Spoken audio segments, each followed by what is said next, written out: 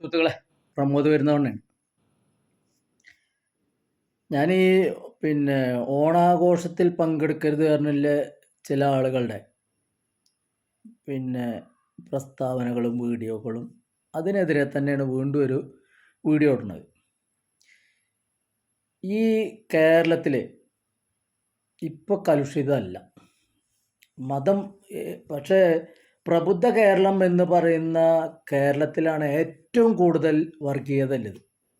ഒരു തർക്കമില്ല. പക്ഷെ അവർക്കൊണ്ട് പുറത്തേക്ക് പ്രകടിപ്പിക്കാൻ ചെറിയ ഒരു വൈമാനസ്യമുണ്ട്, അത്രയേ ഉള്ളൂ.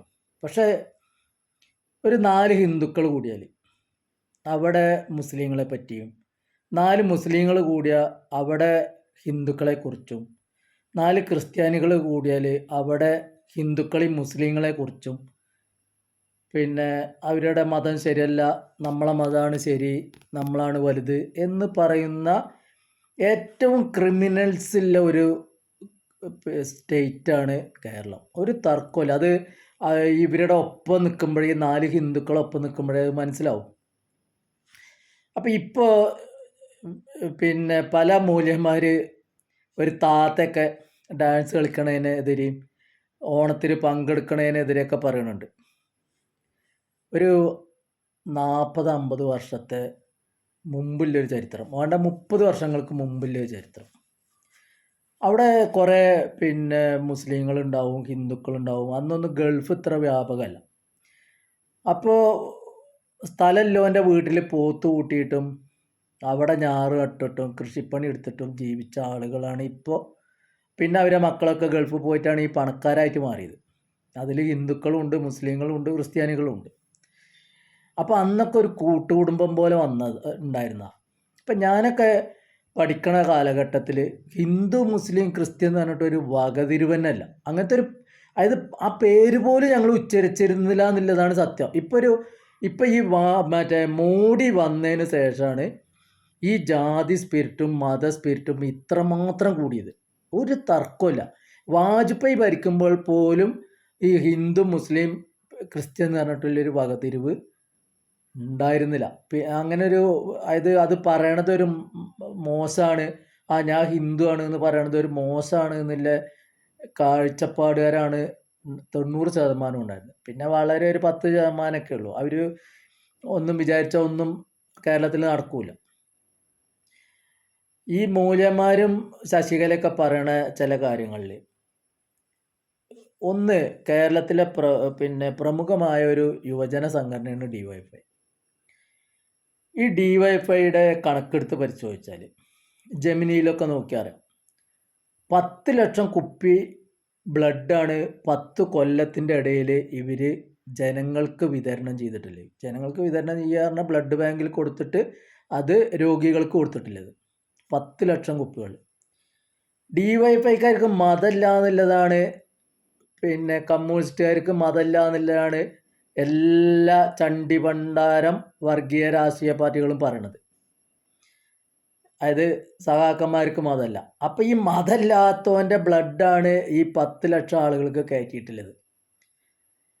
ഈ DYFI ഇത് ബ്ലഡ് ബാങ്കിൽ കൊടുക്കുക ചെയ്യണത്.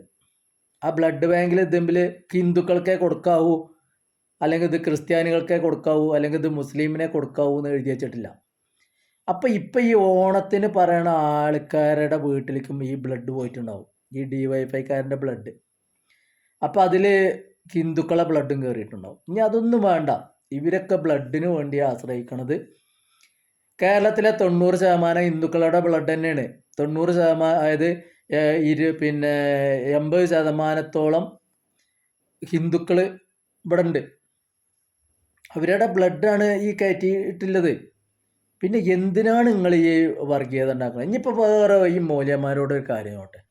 നിങ്ങളെ പേക്കൂത്ത് ദുബായ് ദേരയിലും ദുബായിലും അസ്റ്റോറിയ ഹോട്ടലിലും പിന്നെ ക്ലാരിജ് ഹോട്ടലിലൊക്കെ നമ്മളും കണ്ടിട്ടുണ്ട്.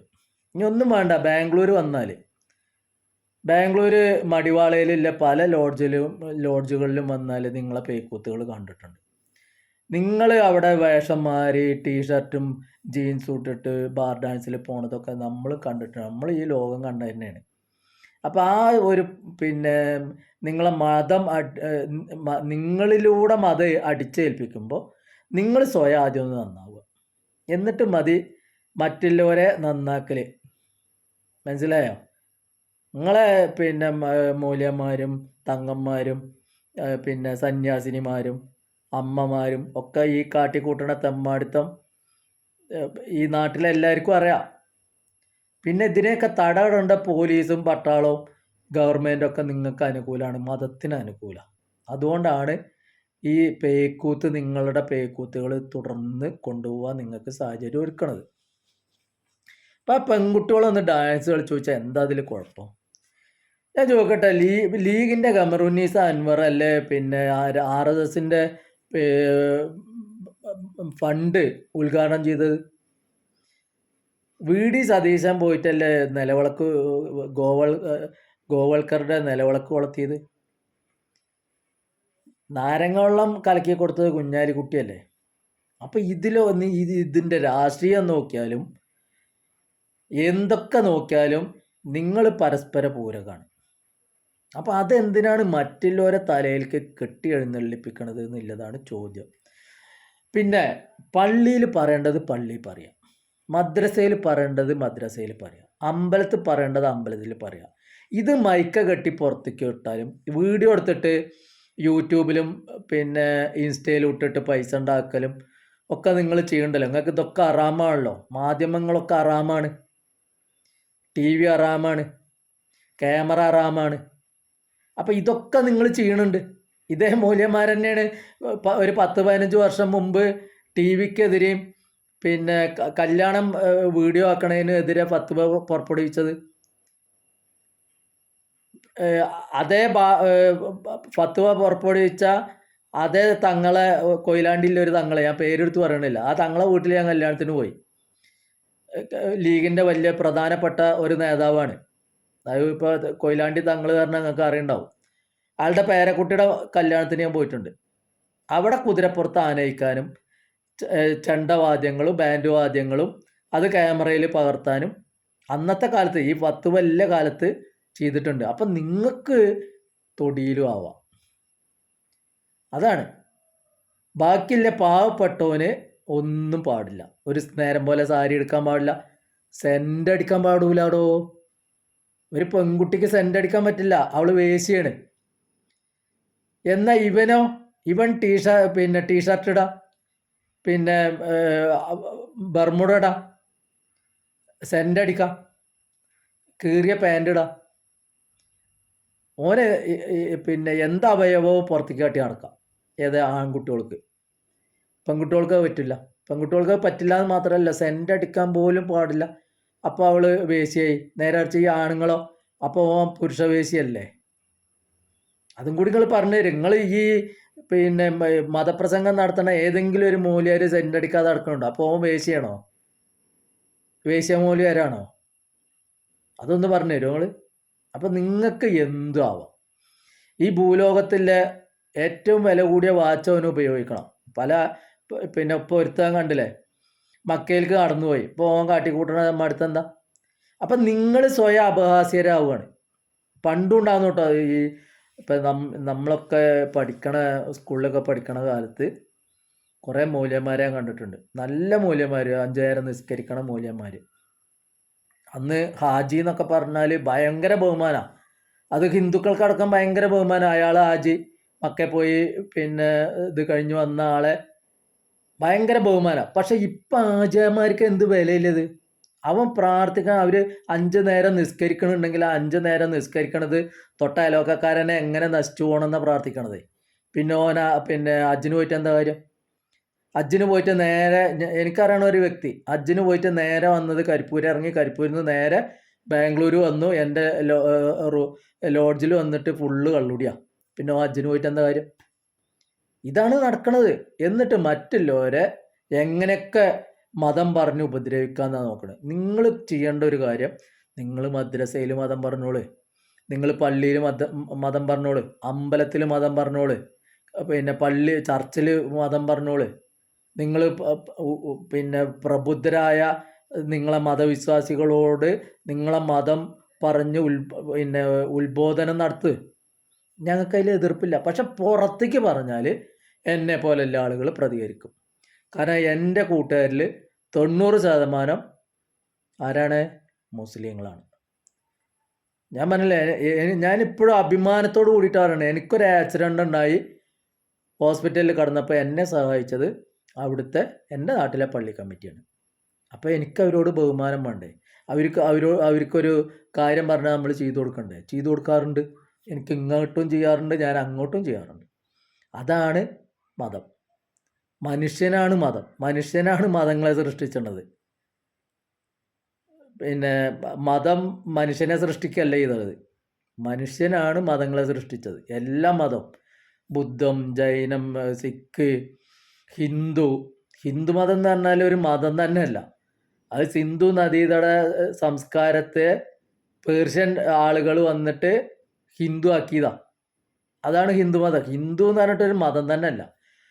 പിന്നെ എൻ്റെ സർട്ടിഫിക്കറ്റ് ഞാൻ പിന്നെ തമിഴ്നാട്ടിൽ പഠിച്ചതാണ് SLCക്ക്. ആ സമയത്ത് ഞാൻ ഇവിടുന്ന് TC വാങ്ങി പോകുമ്പോൾ ഹിന്ദു നായർ എന്നൊക്കെ പറഞ്ഞിട്ടാണ്. അവിടെ ചെന്നപ്പോൾ പഠിച്ചോനെ എൻ്റെ ഇതിൽ കാസ്റ്റില്ല.